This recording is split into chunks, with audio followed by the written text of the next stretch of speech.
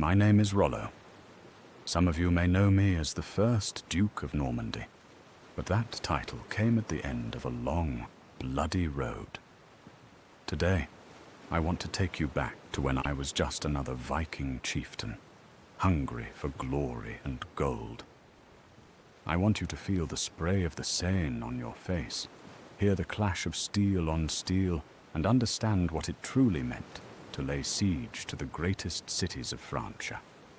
This is the story of how a Norse raider became a Christian duke, told from the deck of a longship and the muddy trenches outside Paris. I wasn't at the great sack of Paris in 845. I was just a boy then, listening wide-eyed as the survivors of Ragnar Lothfleet told their tales around our hearth fires. But by Thor's hammer, what tales they were. Picture this. You're rowing up the Seine in a dragon longship, 30 oars cutting through the dark water. The Frankish countryside slides past. Rich monasteries, fat merchant towns, all protected by nothing more than wooden palisades and the prayers of frightened monks. Ragnar showed us the secret. Don't fight their armies where they're strong. Use the rivers like roads that lead straight to their hearts. When I finally got my chance in the 8 sailing under various jarls up these same waterways, I learned what it meant to strike terror into civilized men. You beat your longship at dawn, shields locked, axes bright with morning dew. The sound we made, 30 warriors roaring our battle cries, could empty a village before we even reached the walls. But it wasn't just about the raids anymore. We were learning, adapting.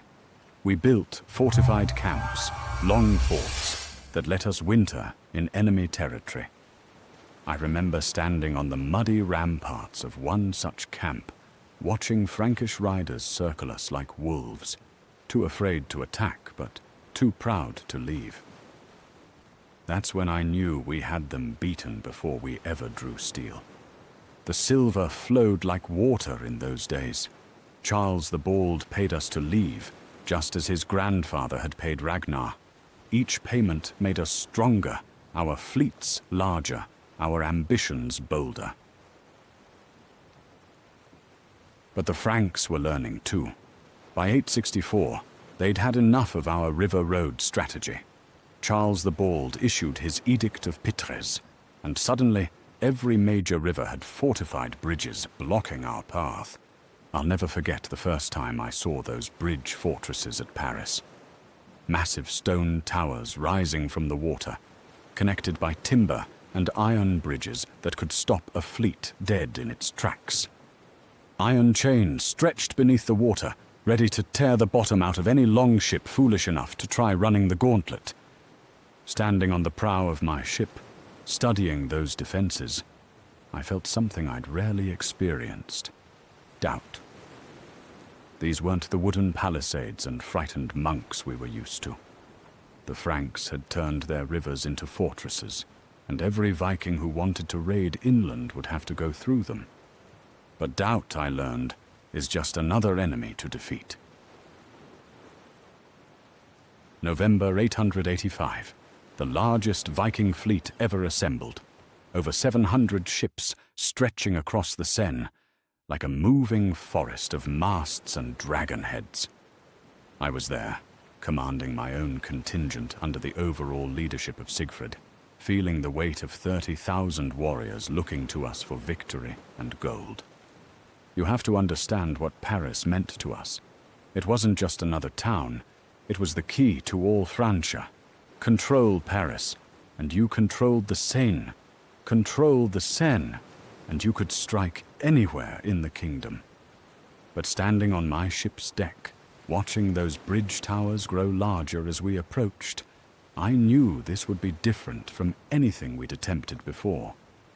The Frankish Emperor Charles the Fat was nowhere to be seen, off dealing with other problems in his crumbling empire.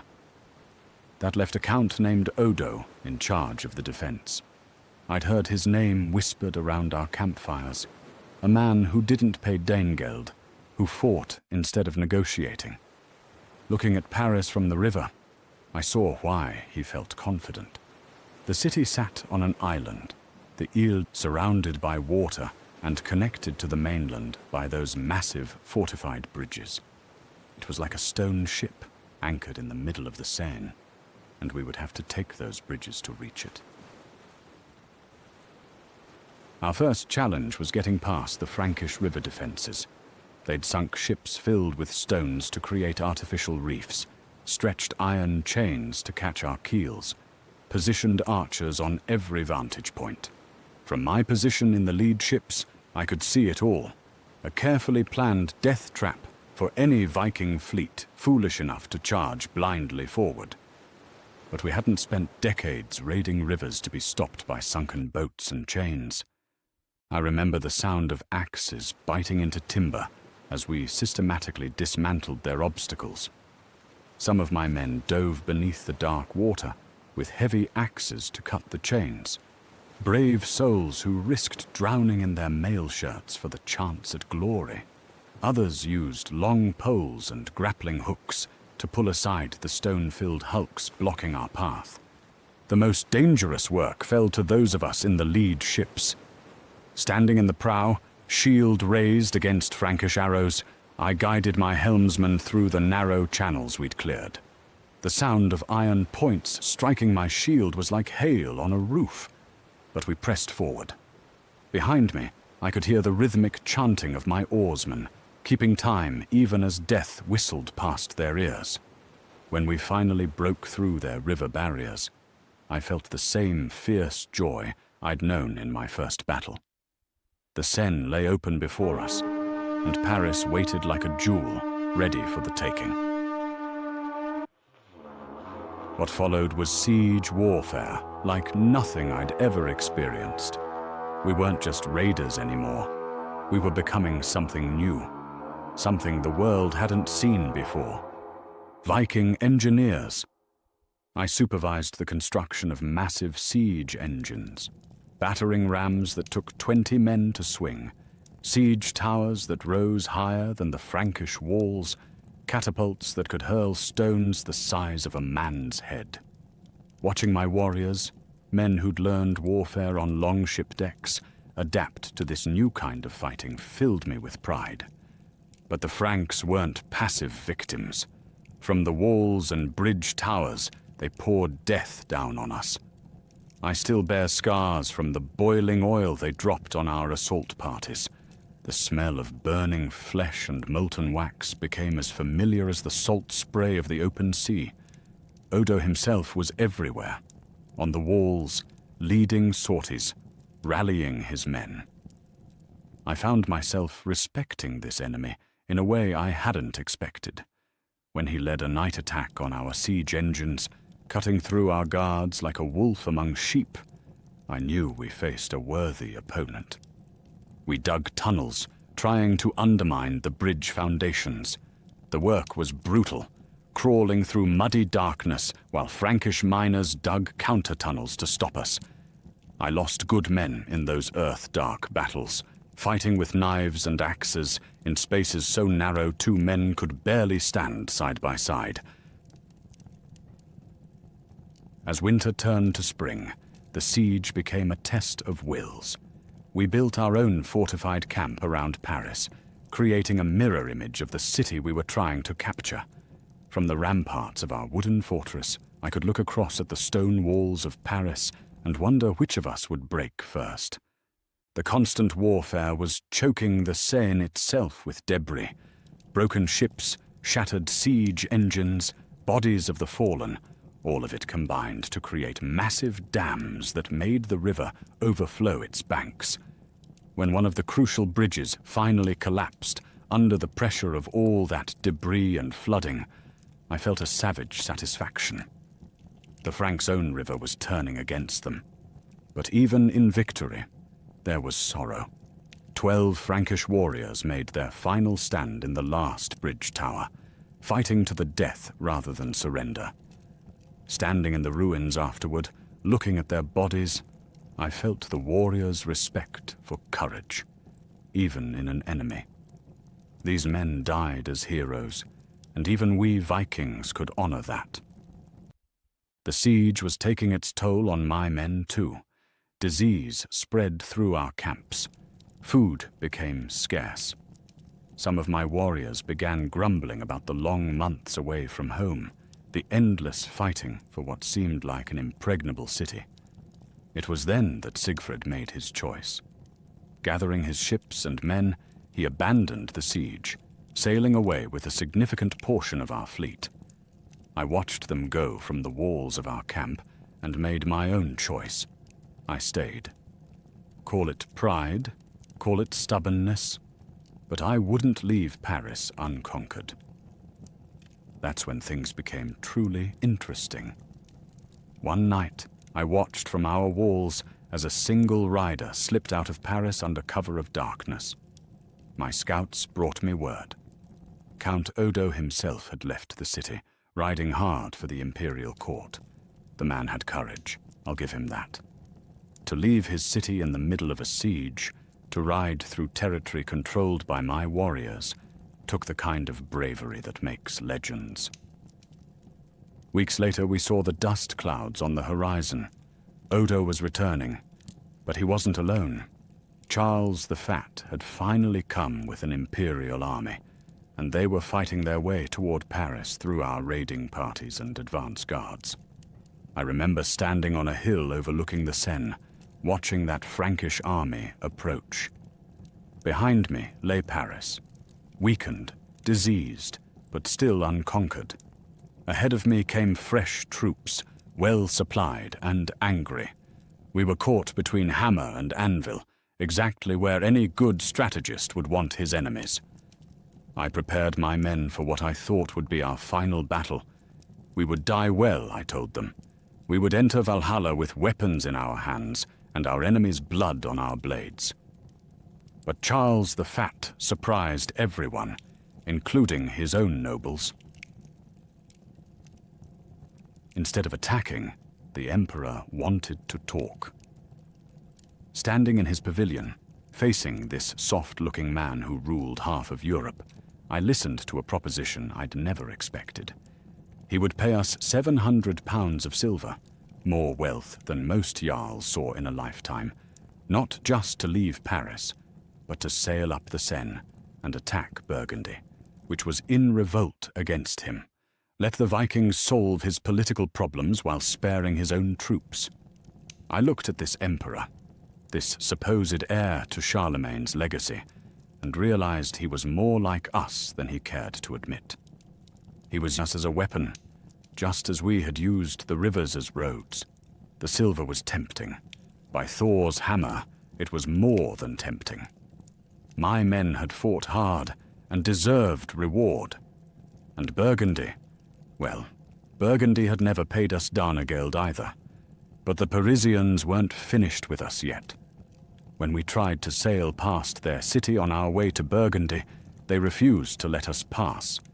After everything, the siege, the negotiations, their own emperor's agreement, they blockaded the river against us. I had to admire their spirit, even as I cursed their stubbornness. It meant we had to haul our ships overland, carrying hundreds of longships across muddy fields and through forests.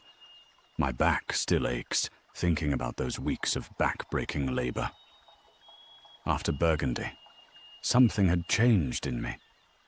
Maybe it was seeing how the Franks had adapted, building those bridge fortresses and fighting us with our own tactics.